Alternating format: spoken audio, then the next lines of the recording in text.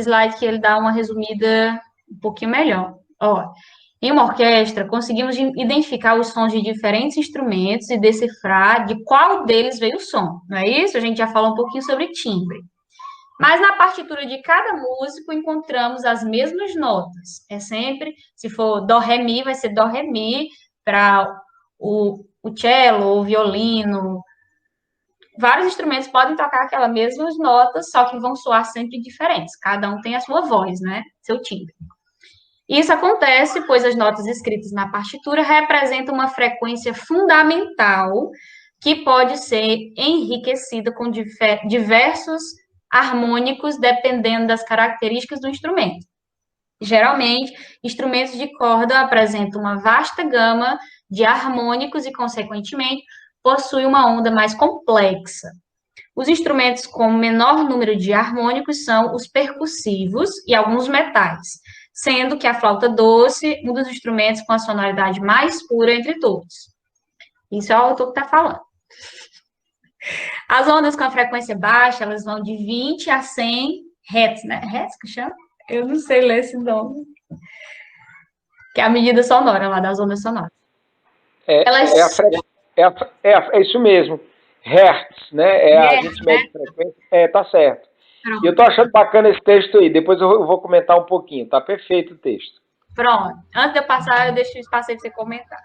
Pronto. Então, por exemplo, se a gente tem essa frequência baixa, de 20 a 100 Hz, que são sons que soam no ouvido como bem graves. Espera aí que tem alguém querendo entrar. É o Júnior.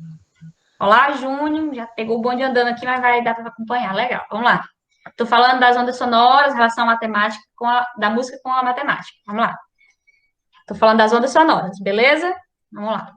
Então, se a gente sabe que de 20 a 100 Hz, a frequência que as notas que são soadas entre esse intervalo de Hz, 20 a 100, soam nos nossos ouvidos como graves. E os sons com frequências elevadas, que são acima de 400, soam de forma aguda. Nessa situação, a gente pode imaginar que apenas uma onda percorre a corda e assim obtemos a frequência ouvida. É uma analogia que funciona para situações ideais, mas que, no entanto, na prática, essa corda vibrando de forma muito mais... Essa corda vibra de forma muito mais complexa. Por isso que ele disse aqui, instrumentos de corda, eles possuem uma onda complexa. Porque você pode imaginar que no violão, apesar que tem aquela técnica que você só corre aqui o dedo e vai... né? Então, dá para pensar que é a única vibração ali, mas o autor desse texto, ele diz, não é assim que funciona. Com instrumentos de corda, essa vibração não é uma única vibração. Pois um conjunto de curvas senoidais, originadas por diversos fatores, como a posição em que tocamos, a densidade da corda, a espessura da corda, o tamanho da caixa do violão, elas se somam e juntas geram o som no ouvido. Ou seja, a vibração não é só da corda. Esse som produzido, apesar de se encontrar em frequências diferentes, em Hz diferentes, ela tem a influência da própria estrutura do instrumento, do próprio timbre, daquilo tudo que forma o timbre do instrumento. Então, quando ele diz que... Cadê o... Aqui, ó, quando ele diz aqui, ó, geralmente, instrumentos de corda apresentam uma vasta gama de harmônicos e, consequentemente, possuem uma onda mais complexa, é porque, realmente, na produção do som no instrumento de corda, não é só a corda que influencia nesse processo de construção do som. E aqui eu vou mostrar para vocês um exemplo de como as cordas estariam vibrando. Peraí, deixa eu passar aqui, esqueci de passar. Tá aparecendo para vocês um slide com duas imagenzinhas, uma aqui em cima e uma embaixo. Tá? Aqui eu quero falar um pouquinho sobre a frequência e amplitude das ondas sonoras e a frequência fundamental e as harmônicas. Vocês estão enxergando esse slide aí? Então, respondendo aqui no chat. O Gilson queria falar, né? Era sobre aquela parte do texto. Eu volto, Gilson, para você falar. Na verdade, é o seguinte, assim, eu vou dar umas informaçõezinhas. O som... Eu volto aqui? Não, não precisa não. Eu não darei para ler muito bem. Só comentar o seguinte, Nádia, o som... Alô, tá ouvindo? Tá certo, é que eu acho que eu não tô, eu parei de ouvir você bem. O som, ele é uma onda que vai de 20 a 20 mil hertz, mais ou menos. Eu não sei se vocês estão me ouvindo, porque o som... Vamos, pode continuar. Pronto. Então o som vai de 20 a 20 mil hertz, 20 a 20 mil. Na verdade, a onda sonora, ela pode ir até muito além. Agora, o ouvido humano pega esse trecho mais ou menos aí, pode decorar isso, de 20 a 20 mil. Uhum. Abaixo disso é infrassom, acima disso é ultrassom. Né? Então, isso é um detalhe interessante. Por exemplo, uma mulher falando, ela tem uma voz mais aguda entre 200 e 400 Hz. Um homem falando tem uma voz mais ou menos entre 100 e 200 Hz. Então, a gente fala mais grave, né? E a música fica um pouco por aí. Quer dizer, como você bem disse, 100, 200, 300, 400, mas a gente pode ter sons agudos, como as guitarras e tudo. Agora, esse é um aspecto. Outro aspecto importante é a questão do timbre, né, que é o que a gente praticamente está em pauta aí. Quando você toca uma corda, ela vibra, na verdade, em praticamente muitas vibrações dessa que você está mostrando aí. Ela vibra em várias possibilidades de uma vez. Exato. E aí as cordas vibram em algumas delas. E se elas vibram em várias delas, se você tem infinitas possibilidades de juntar isso aí você vai dando os timbres diferentes. Uhum. Então, o timbre realmente, Nádia, é esse conjunto de harmônicos aí, esse conjunto que ele emite. Veja, você está mostrando aí o primeiro, o segundo, o terceiro e o quarto. Mas tem milhares e milhões de harmônicos. Isso, eles se combinam e vão dar... Tem isso aqui, que é um cálculo matemático que define a amplitude e a frequência para essa vibração. Esse primeiro é chamado de harmônico fundamental. Isso, ele é um harmônico... Aquele experimento que Pitágoras fez com o monocórdio, né? Que é a corda solta e tal, é o fundamental, que é o primeiro harmônico. Eu posso fazer esse experimento para vocês assistirem aqui. Eu pego uma corda e faço esses harmônicos todos.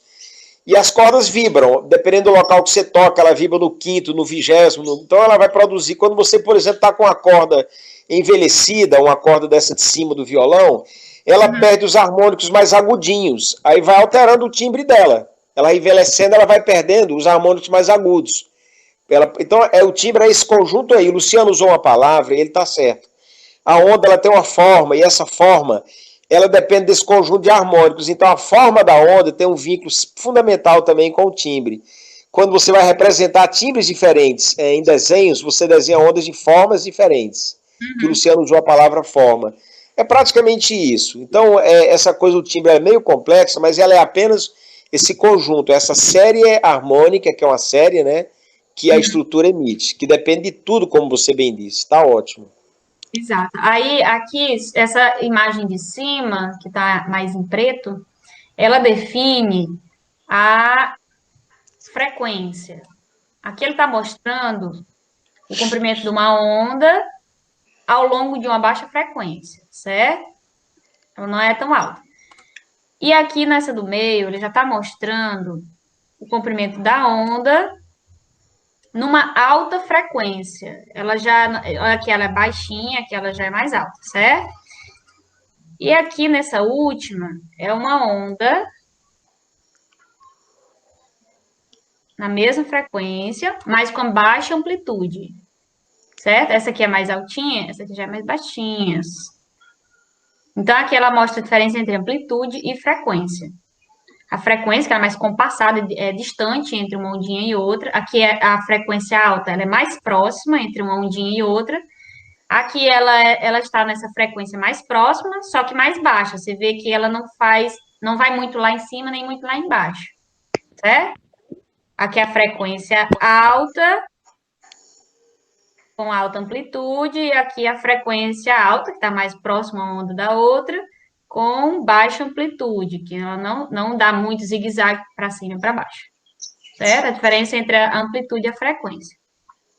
Nessa de baixo, é isso que ele falou.